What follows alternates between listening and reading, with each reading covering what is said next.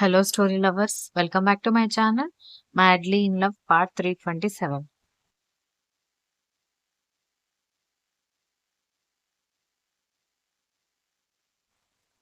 దక్ష మాటలకి సౌజన్య కోపంగా వెళ్ళిపోవడంతో, ఏంటమ్మా నీ వదిన మీద ఏదో అరుస్తున్నావు అనగాని, అబ్బా పెళ్లికి ముందు అంత తెలియలేదు కానీ ఇప్పుడు వదిన పక్కకొచ్చిన వదిన మాటలు వింటున్నా భలే ఇరిటేషన్ వస్తుంది. నిజంగా అన్ని సంవత్సరాలు వదిన్ని ఎలా భరించామో ఏంటో నాకు ఆశ్చర్యంగా అనిపిస్తోంది అంది. ఇప్పుడు మీ వదిన మీద మాత్రమే కాదు, తనని కట్టడి చేయకుండా తనని విచ్చలవిడిగా వదిలేసినందుకు నా మీద, మీ నాన్న మీద, మీ పెద్దన్నయ్య మీద కూడా కోపం ఉంది. పైగా మీ నాన్న కోడల్ని ఒక మాట కూడా అననిచ్చేవాడు కాదు.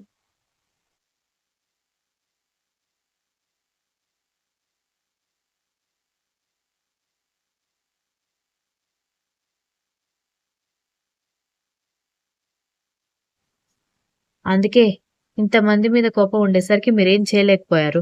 ఇప్పుడు మేమందరం మారిపోయాం. మీ వదిన మాత్రమే ఇంకా మారిపోలేదు కాబట్టి నువ్వలా ఫీల్ అవుతున్నావు అని ఇందిర అంది. అవును, అయ్యుండొచ్చు. ఇదిగో గోంగూర పచ్చడి పూర్తయింది. ఇక భోజనం చేద్దాం అనగానే ఇందిర అన్నీ తీసుకొచ్చి హాల్లో పెట్టడంతో అందరూ భోజనానికి వచ్చి కూర్చుంటే సౌజన్య రాకపోవడంతో వదినెక్కడన్నయ్య అని అడిగింది రక్ష వెటకారంగా. ఏముంది, ఇందాక కిచెన్ లోకి వెళ్లి ఏదో ఓవర్ యాక్షన్ చేసి ఉంటుంది. దక్ష బాగా గడ్డి పెట్టిందట, అలిగి కూర్చుంది అన్నాడు ప్రవీణ్.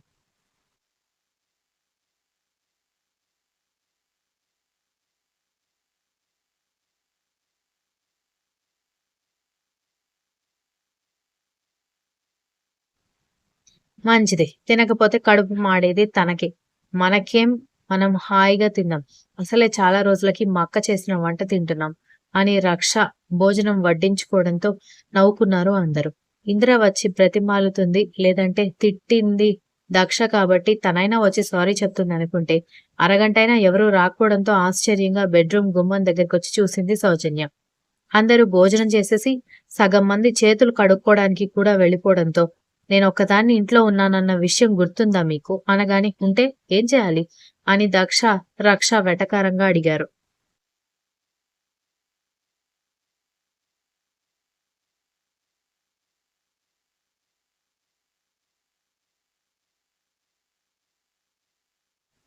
నన్నెవరూ భోజనానికి పిలవరా అనగానే, నువ్వేమైనా చిన్నపిల్లవా, రామ్మ బంగారు తల్లి అని భోజనానికి పిలవడానికి, ఆకలేస్తే నువ్వే తినాలి అని చెప్పారు.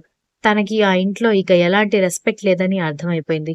నిజానికి పౌరుషంగా వాళ్ళ అమ్మ వాళ్ళ ఇంటికి వెళ్ళిపోవాలని చాలాసార్లు అనుకుంది కానీ వాళ్ళమ్మ మొహం మీదనే పెళ్ళైన తర్వాత నువ్వు ఇంటికి రావాల్సిన అవసరం లేదని చెప్పడంతో అక్కడికి కూడా వెళ్లే అవకాశం లేక చచ్చినట్టుగా పడుంటుంది, లేదంటే ఎప్పుడో వెళ్ళిపోయేది.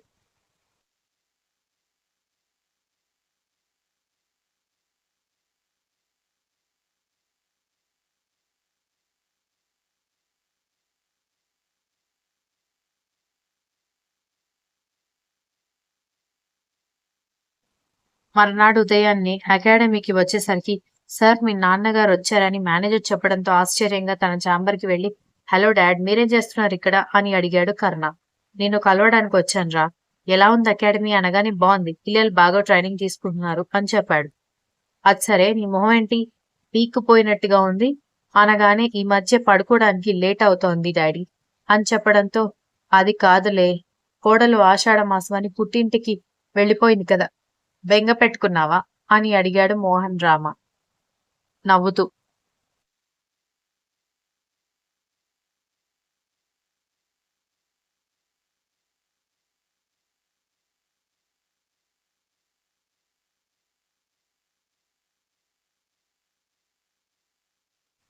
డాడ్ అలా అని నేను చెప్పానా అనగానే, నువ్వు చెప్పాల్సిన అవసరం లేదు బంగారం. అది నీ గురించి తెలిసిన ఎవరికైనా అర్థమైపోతుంది. మరి పెళ్ళానికి కూడా అంత అడిక్ట్ అవ్వకూడదురా, లేదనుకో ఆడించేస్తారు, మీ మమ్మీ నన్ను గ్రిప్ లో పెట్టుకున్నట్టు అని నవ్వడంతో చిన్న స్మైల్ ఇచ్చి ఊరుకున్నాడు కర్ణ. నువ్వు దిగులు పడతావని, అసలు నువ్వెలా ఉన్నావో చూసి రమ్మని మీ మమ్మీ పంపించింది. పర్వాలేదులే, ఇప్పటికి 1 వీక్ అలా కదా, ఇంకొక 20 రోజులైతే నీ వైఫ్ మీ ఇంటికి వచ్చేస్తుంది అని చెప్పాడు. ఓకే డాడ్ అని చెప్పేసరికి, సరే మధ్యాహ్నం బోర్డ్ ఆఫ్ డైరెక్టర్స్ మీటింగ్ ఉంది, సాఫ్ట్వేర్ సొల్యూషన్స్ కి వచ్చే అనగానే, ఎస్ డాడ్ అని చెప్పడంతో మోహన్ రామ వెళ్ళిపోయాడు.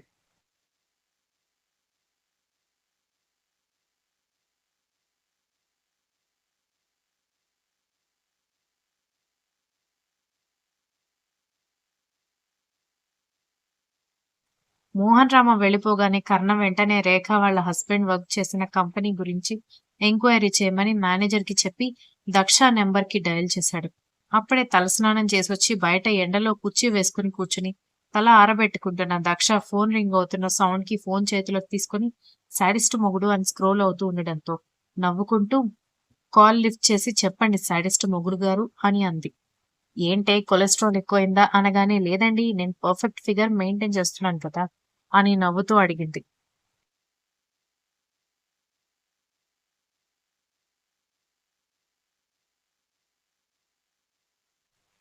నోరు మూసుకో అని ఆమె మాటలకి నవ్వు రావడంతో అది ఆమెకి అర్థం కాకుండా మాట్లాడేసరికి మరి మీరే కదా కొలెస్ట్రాల్ ఎక్కువైందా అని అడుగుతున్నారు అంది.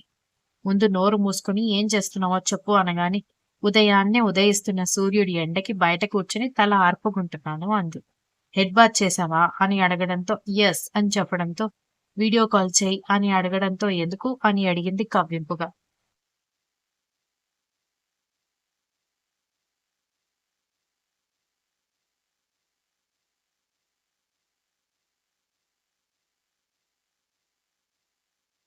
చెప్పింది చేయవే చిన్నప్పుడు ఏమైనా క్వశ్చన్ బ్యాంక్ మింగేశావా ఎందుకని క్వశ్చన్స్ అడుగుతావు ఇడియట్ అని అన్నాడు. చూడండి మీరు వేరే వాళ్ళతో మాట్లాడినట్టు నాతో మాట్లాడుతున్నారు. ఇడియట్ అని అంటారేంటని మూతి ముడుచుకోవడంతో మరి లేకపోతే ఏంటి ఇవన్నీ ఇడియోటిక్ క్వశ్చన్స్ అని అన్నాడు.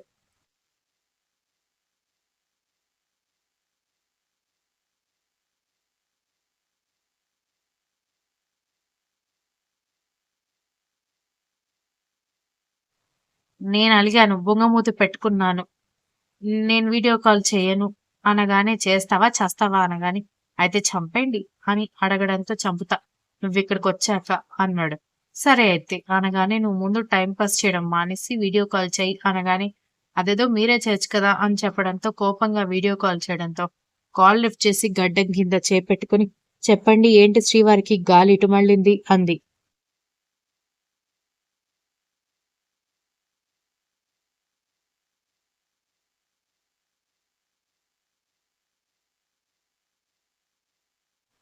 వాట్ అంటే ఇదివరకు నా గాలి ఎవరి మీద ఉండేది అనుకుంటున్నావు అనగానే ఏమో నాకేం తెలుసు అకాడమీకి వెళ్తున్నారు అక్కడెవరైనా ఉండొచ్చు కదా అని అనగానే నోరు మూసుకో అని చెప్పి ఈవినింగ్ వస్తాను ఇంటి వెనుక వెయిట్ చేయి అని చెప్పడంతో ఎందుకు మీరు నా మీద అలిగారు కదా నేను రమ్మని పిలిచే వరకు రాను అన్నారు కదా నేను పిలవలేదు పైగా వద్దని చెప్తున్నాను రాకండి అంది.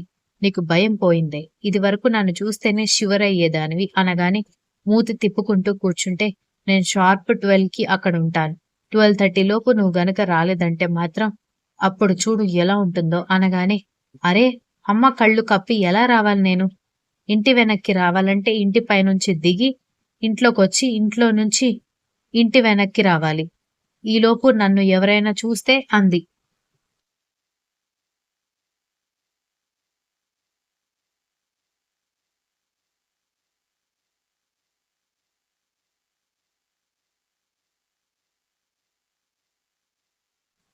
అందుకే పడుకునే ముందే డోర్స్ అన్ని బోల్ట్ వేయకుండా జస్ట్ దగ్గరికి వేసి పెట్టు తర్వాత రావడం ఈజీ అవుతుంది అన్నాడు.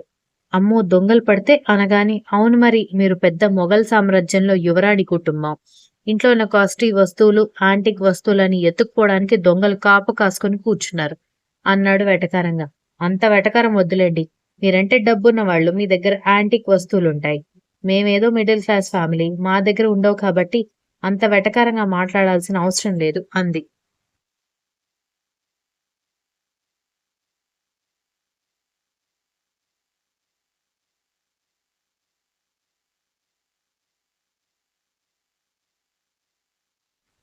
ఈ తొక్కలో డిస్కషన్ అంతా ఆపేయ్ నైట్ రాకపోయావనుకో చంపేస్తాను సరే నాకు టైం అవుతోంది బాయ్ అని స్క్రీన్ కి ముద్దు పెట్టి కాల్ కట్ చేయడంతో నవ్వుకుంటూ ఉంటే ఏంటి పాప నీలో నువ్వే నవ్వుకుంటున్నావు బయట ఎవరైనా చూశారనుకో నీకు పిచ్చి పట్టింది అనుకుంటారు అంది రేఖ. పోండి ఆంటీ మీ సార్ ఫోన్ చేశారు అందుకే నవ్వుకుంటున్నాను అనగాని ఓహో ప్యాచప్ అయిపోయిందా ఎంతో సీరియస్ గా ఉండేవాణ్ణి కూడా నీ తోక పట్టుకుని తిరిగేలా చేశావు ఆ మ్యాజిక్ ఏంటో చెప్పరాదు పాపం చాలా మంది అమ్మాయిలు వాళ్ళ క్రష్లని పడేయలేక అల్లాడిపోతున్నారు అంది రేఖ.